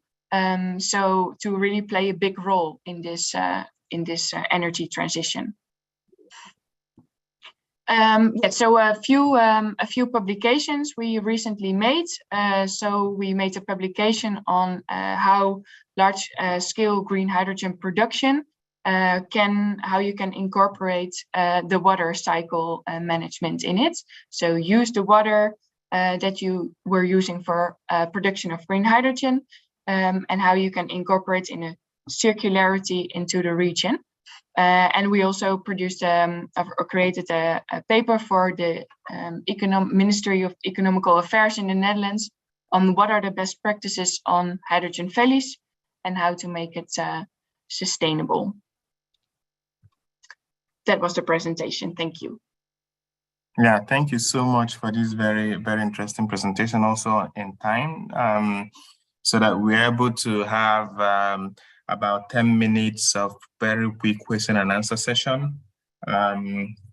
It's been really nice today. We've been hearing a lot, as you've heard, very interesting insights from our various presenters today. We started by having an overview of the workshop, talking about geopolitics as well, as it is relevant for hydrogen development in Africa. We went to hear from Anne-Catherine as well, from IRENA, as she began to talk also about, the landscape, of green hydrogen development in Africa as well, and where that advantages are located. Ofonama used the Nigerian case and the activities of GIZ to reflect on green hydrogen in Africa and how international development organizations could actually potentially come in. We also enjoyed the presentation from Ibrahim, who also presented us the value chain and also the techno-economics of approaching the green hydrogen space. Of course, where market and business cases, the right business cases, of course, would play a huge role. Knowledge about this would play a huge role. So, of course, we also enjoyed the presentation from Moritola. Thank you again, where he was really giving us the overview of an economy, what it looks like, what it will contain. And, he pointed us to the fact that a lot of things are already going on in African continent. Many people don't know this. So it gave us some hope, and also would encourage developers and financiers to look more into Africa. Now we've enjoyed a very nice presentation from Anne, where she's giving us, with her own example, how a value chain could emerge and all the ecosystem that should play a role in that. Some of us think green hydrogen is just the product, but of course, so many other activities with positive effects could also emerge out of green hydrogen. Some activities could emerge, business activities could also emerge. Some infrastructures like roads, buildings and water infrastructures, energy infrastructures could emerge as you're developing hydrogen infrastructure. And I think that she's very well highlighted that as well. All of these presentations today are highly relevant for the African case. I want to open the floor for some questions, reactions, additions from our audience today, who has also been really very active on the chat, asking questions and commenting. But I just want to give the floor also for potential intervention from any of us. If you would like to say anything, just raise up your hand and we'll give you the floor. Who would like to start? Brando, you have the floor.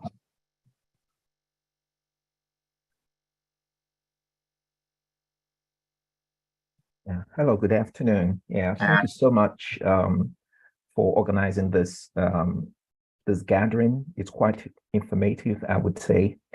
My question is for the third speaker. I believe that Mr. Ibrahim Tokalolia, correct? Yes. All right. Yeah, he did say that in trying to describe how green hydrogen, the energy generated from green hydrogen, scales with oil and gas, especially with oil. He did say about 1 gigawatts of green hydrogen is equivalent to about, did he say 100,000 barrels of fuel? Was that what he said? Ibrahim, are you there?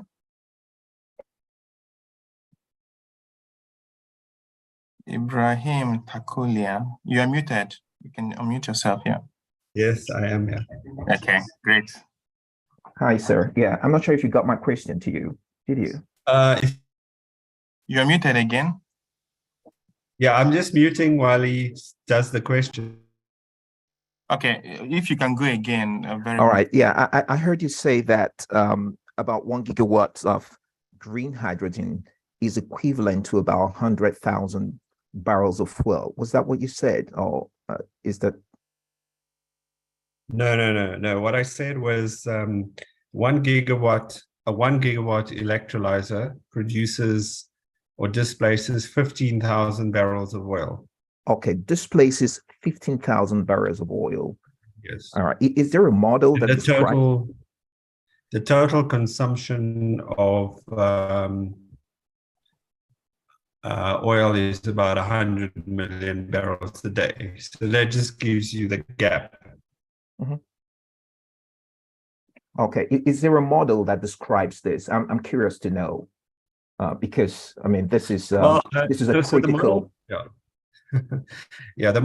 Basically the model is if you have 100 kilowatts of renewable electricity, mm-hmm. and you put it through a electrolyzer, you will get 60 kilowatts of hydrogen. If you assume that hydrogen is measured in kilowatts, mm-hmm. then you get 60 kilowatts of hydrogen. So you lose 40%, and then depending on your energy use, you might lose a little bit more energy as well. So basically, I mean that's the main equation, and that if you assume that you have 33.3 kilowatt hours of energy in hydrogen on its lower heating value, and then you measure that against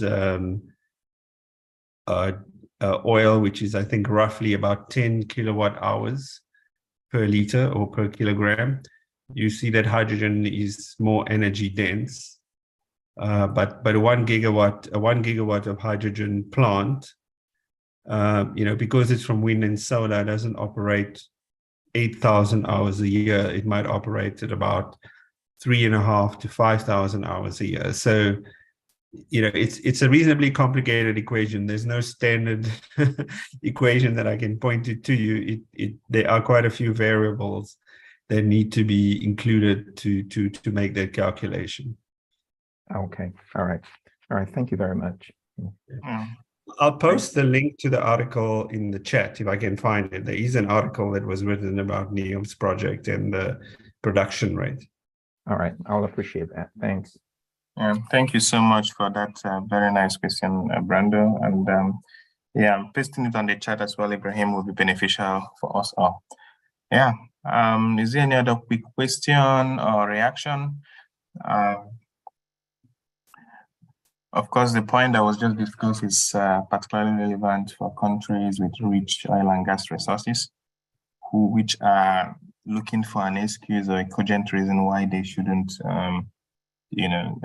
why they should go ahead with green hydrogen. Okay, we have Lelapa Sosene. Can you? Thank you very much. Can you my question, and then your question. Sorry. Can you start with an introduction of yourself, please? Thank you. Okay, my name is Lelapa Sosene. I'm a student at the University of Cape Town. I'm an LLM student. Thank you.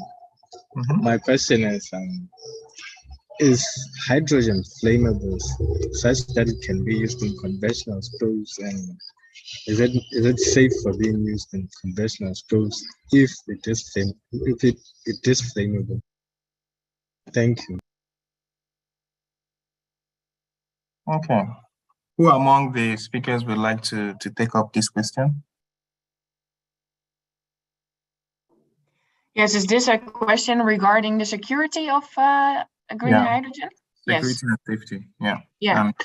Yes, so investigations show that, of course, it's flammable, but that's the same as, well, it's a bit, of course, it's a bit different than natural gas.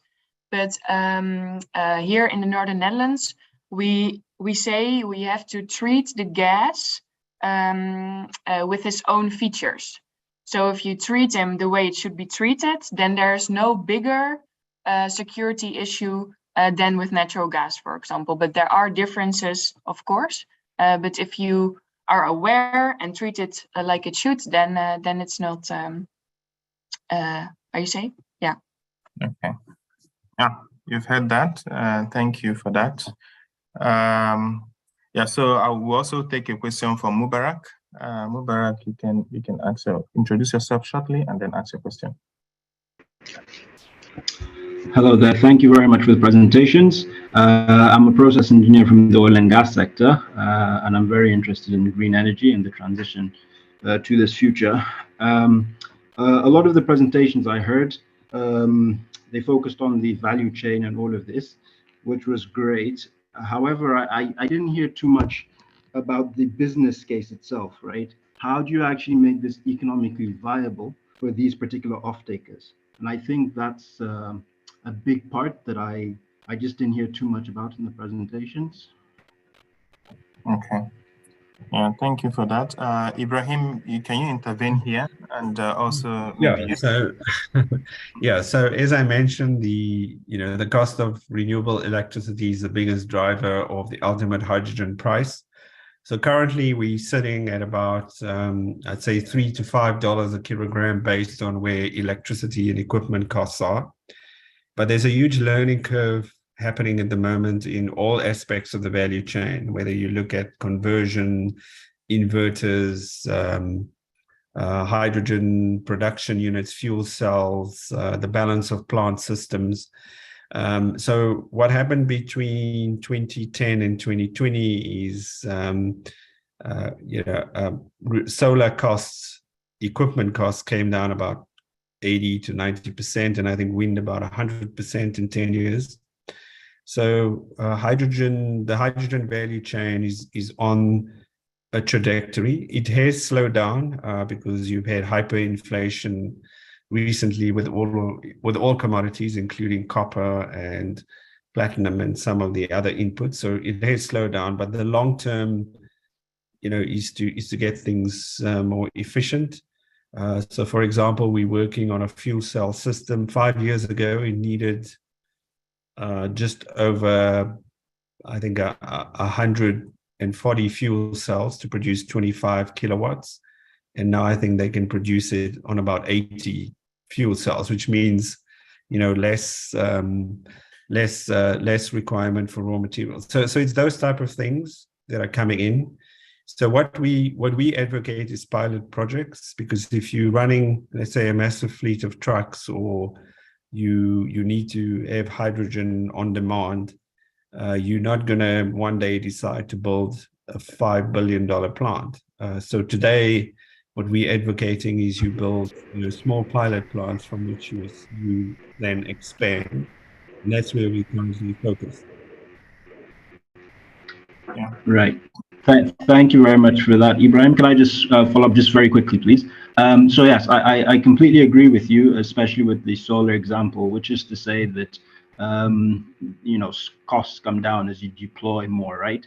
And obviously now in the sort of specifically the African context here, we're trying to launch these pilot projects and we're trying to deploy, right? So we can start that process and then the costs can come down as a result. But what mechanisms specifically do we have? So you mentioned the solar, that was obviously heavily subsidized by government and all of these things. Now that infrastructure, I would argue, isn't particularly as strong here in the African context. So what actually mechanisms do we have in our context whereby we can have these pilot projects that can offset the sort of unfavorable business case initially, then to have the off-takers, right? Because you need the value chain to be complete. Yeah, so in the pilot projects that we work on, you know, so it might be, you know, the off-taker understands that it might use 5% of its fuel requirements from hydrogen. It will then also realize that, you know, the hydrogen initially, because it's a pilot plant, will be more expensive than what it currently uses. Then we use mechanisms to try and reduce the cost. There's concessional debt finance for these type of projects available that can improve or lower the cost of the hydrogen relative to what it's replacing. And there are also funds that are being set up that are looking at how you could fund the price difference in these initial pilot projects. So for example, the off-taker would pay, if he's paying, let's say, I don't know, 10, let's say $5 a liter for diesel, would then pay the equivalent price for hydrogen, and it would not see any difference. And the difference in the price that makes it feasible then gets funded through a grant for a certain period of time to make the pilot project bankable. So there's there are these mechanisms that are being looked at, because the transition, everyone realizes the transition needs to happen. There are all these technologies that need to be tried, and the problem really is what you're just mentioning is the cost, the initial cost. So there are these new mechanisms that are being made available to try and get these pilot projects over the line. All right, thank you so much. I think we would stop here now. I hope you are satisfied, Mubarak. We are exactly on our time, but if you can give us 2 minutes, I want to give the floor to Anthony, one of the organizers for this conference, to talk very briefly to us about the upcoming events. And after that, we just thank everyone and conclude. Tony, you can go. Okay, thank you so much, Chigozie, and thank you to our presenters, our speakers, and Catherine, and also Dr. Ibrahim, and also Ofonama, who had to catch up with another engagement. And also, thank you to everyone for taking out time to join us today. It's always, will I say, knowledge packed at every of these events where we've gained a lot of insight. So I just wanted to quickly inform us that in partnership with the Energy Access and Renewable Energy Program, Renewable Energy Technology Program of the University of Port Harcourt, we are organizing the first ever conference, Africa International Conference on Clean Energy and Energy Storage. It's coming up, it will take place between 19th and 20th of October. And it's going to be a mix, both the academia, the experts in the industry, companies, and also the international organizations who will also participate. The deadline is there, 1st of February, the call for abstract was sent out, and abstract submission is supposed to be between that time and 30th of April. And also by the final paper submission will be 31st of August. And we are working with some international journals where we can publish this. The main aim for this conference is to take ownership of the discussion about around clean energy and energy storage in Africa. Let it be that African institutions and companies in Africa take ownership of this discussion, so that our hope and our objective of this is that we'll come up with a kind of synergy with between the academia in Africa and also the industries in Africa, to see how they can work more together and not just work in silos as is being seen in some form. So we encourage everyone to we'll send this notification out to everyone who is on the call today, and other contacts we have. We invite everyone to participate. You could sponsor a session. You could sponsor part of the event, and we can work out packages where you can tell the world more about what your company is doing as it regards energy storage, clean cooking, clean mobility, battery materials and manufacturing in Africa, energy transition economics, mini grids, hydrogen development, energy transition in Africa, and also the finance part of energy transition. So that's it about that. And also these are the services that Tonipash Energy, in addition to the advocacy and awareness program, this is part of the activities that Tonipash Energy is engaged in. So we are based in Nigeria, and yeah, for next month by 16th of next month, also we'll be discussing sustainable building designs in Africa. Try to see how we can come up with innovative designs to save energy and also provide energy at the same time to the household, as it's being experienced in other climes. So on this note, I want to thank our presenters, speakers, especially Chigozie, who has really handled the event very, very well. I think so far he's one of, it was an expert touch, I will just put it that way. So thank you so much for your time. And thank you also to the presenters, and Catherine from IRENA, and from Impact Hydrogen, and also Ibrahim from Green Hydrogen, and also Ofanoma from GIZ. Then also we have Dr. Ibrahim Muritala from Kodahia, yes. Yeah, so I also thank the Kodahia team too. I think Professor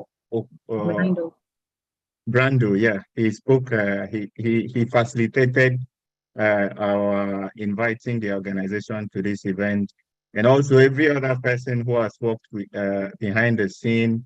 We have also Francisco Boschel from IRENA. He also played a part here, and also the team from Tonipash Energy, led by the CEO, Veronica, and every other person who has worked to make this edition a success. We thank you very much, and we look forward to seeing you at our next event. When we immediately drop the call, we will see a survey that will come up. It's just a way of helping us learn more and improve on our services, especially as it regards to the TSET event. So this will be coming up immediately after everyone leaves the call. So we just implore you to take a minute or two to respond to those questions. So at this point, I will ask that everyone turns on their video so that we can just have a quick capture of everyone in the call. Yeah, thank you very much. Thank you. Thank you. Thank you very much, Taylor. Thank you, Isioma, Yusuf, Titus, Olukayode, Ibrahim, Yara, Wisdom.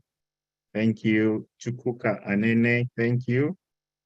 Thank you. We're seeing quite a lot of new faces here today. Thank you. Thank you for taking our time to join us. Thank you so much. Thank you. Yeah, so I think that's it. Moderator, is there any other thing you want to say? No, I wouldn't have more to say other than to just echo your thank you again to everybody, and that we should keep things like this coming up to enhance knowledge as well. So thank you so much. Thank you for your time and for joining us. Thank you. Bye-bye, everyone. All right, bye. And also to add that the presentation, the recording is on our YouTube channel, and we will send alongside the links to this with the poll results and the events report. We'll send it across to everyone when it is ready. We already have someone who is working on the report as we speak. So Sharon, so we'll send it across to everyone. So thank you again, and see you again some other time. Bye-bye.